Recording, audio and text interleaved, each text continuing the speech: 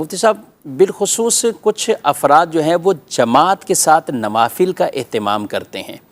اب دو طرح کی کیٹیگری عام طور پہ لوگوں میں، ایک تو وہ کہتے ہیں جماعت کے ساتھ نوافل ہو ہی نہیں سکتے، ایک طبقہ وہ جو منع کرنے شروع ہو جاتا ہے۔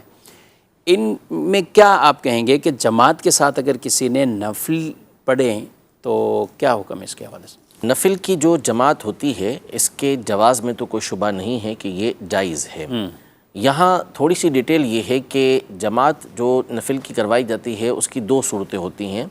ایک ہوتی ہے تداعی کے ساتھ اور ایک ہوتی ہے بغیر تداعی کے۔ تداعی کا مطلب ہوتا ہے کہ بلانا ایک دوسرے کو، یعنی بلا کر اعلان کر کے لوگوں کو جمع کرنا اور پھر نفل کی جماعت کروانا، اور بغیر تداعی کے یعنی اس طرح بغیر بلائے لوگ اتفاقاً جمع ہوئے اور نماز جو ہے وہ نفل کی ہو گئی۔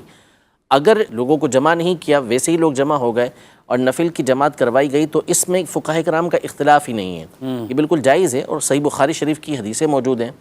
سیدنا انس بن مالک رضی اللہ تعالیٰ عنہ روایت کرتے ہیں کہ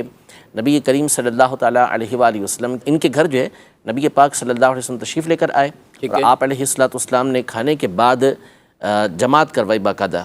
جس میں حضرت انس رضی اللہ تعالیٰ عنہ اور ایک بچے تھے جو ساتھ کھڑے ہوئے، اور پیچھے ان کی دادی جو تھیں وہ کھڑی ہوئی، یعنی وہ نفل کی جماعت تھی جو نبی پاک صلی اللہ علیہ وسلم نے کروائی۔ اسی طرح حضرت اتبان بن مالک رضی اللہ تعالیٰ عنہ کی بھی صحیح بخاری شریف کی حدیث پاک ہے، ان کی آنکھیں کمزور ہو گئی تھی، تو نبی پاک صلی اللہ علیہ وسلم کی بارگاہ میں عرض کی تھی کہ آپ میرے گھر پر آ کر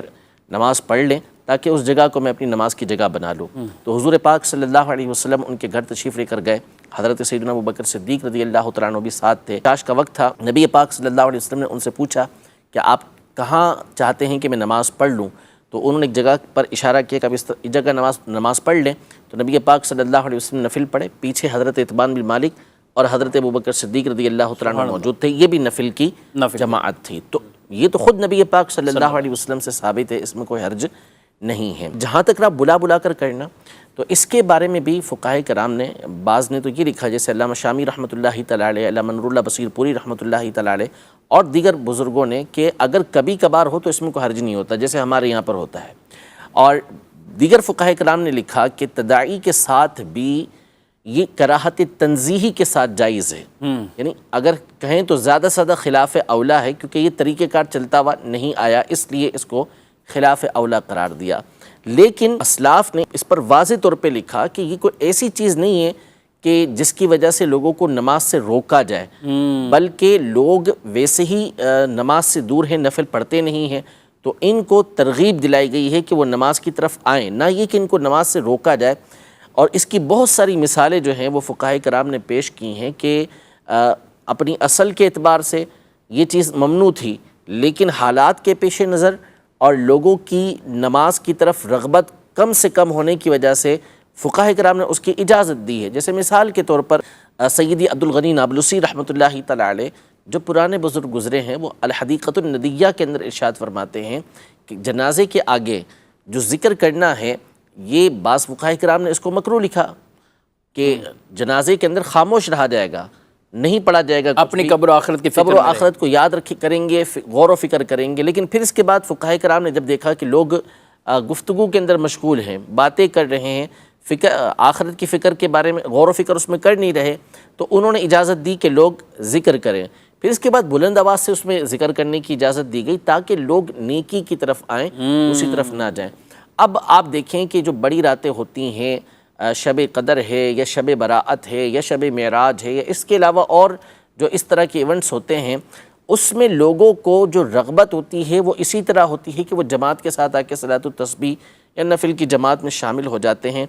ورنہ اگر ان کو کہا جائے کہ آپ تنہا صلاۃ التسبیح پڑھیں، تو ان میں سے 90-95% نہیں پڑھیں گے۔ اس کی وجہ یہ ہے کہ ایک تو ان کو پڑھنے کا طریقہ بھی نہیں آتا، اور آتا بھی ہو تو بہرحال شیطان جو ہے وہ اکیلے میں پڑھنے نہیں دیتا، لیکن یہ جمع ہو جاتے ہیں، جمع ہو کے پڑھتے ہیں، تو اس میں کوئی حرج نہیں ہے۔ اور مثالیں فقہاء کرام نے اس کی پیش کی ہیں، تو اس لیے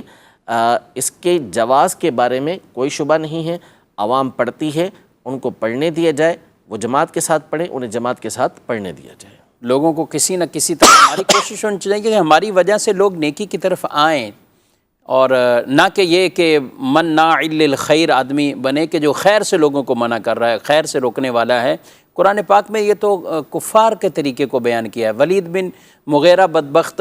جو تھا، اس کے بارے میں اس کی جو بری صفات اور بری عادتیں، اس میں ایک یہ تھی کہ وہ خیر سے لوگوں کو منع کرتا ہے، خیر سے منع کرتا ہے۔ تو مسلمان کا انداز یہ ہے کہ وہ خیر کی طرف، بھلائی کی طرف دعوت دیتے ہیں، بلاتے ہیں،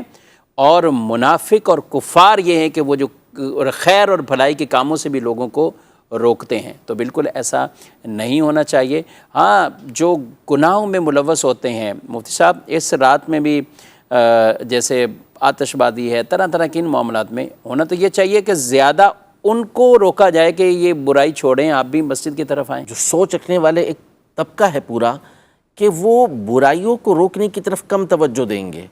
ان کو یہ چیزیں زیادہ نظر آتی ہیں اور ایسی چیزوں سے روکنے کی وہ زیادہ کوشش کرتے ہیں، حالانکہ کھلی برائیاں ہو رہی ہوتی ہیں، سیدھی سیدھی واضح طور پہ پتہ ہے کہ بھئی سب کے نزدیک یہ چیز غلط ہے، لیکن اس کے باوجود وہ اس کو نہیں روک رہے ہوتے، اور اس کے برعکس وہ چیز کے جس کے اندر خیر موجود ہوتی ہے وہاں شریعت مطہرہ اجازت دے رہی ہوتی ہے، گنجائش دے رہی ہوتی ہے، اس کو روکنے کے اندر لگ جاتے ہیں۔ تو ایسا کرنا یہ شریعت کے مزاج کے خلاف ہے، شریعت کے مقاصد کے خلاف ہے۔ لوگوں کو خیر کی طرف بلایا جائے گا، خیر سے ان کو روکا نہیں جائے گا۔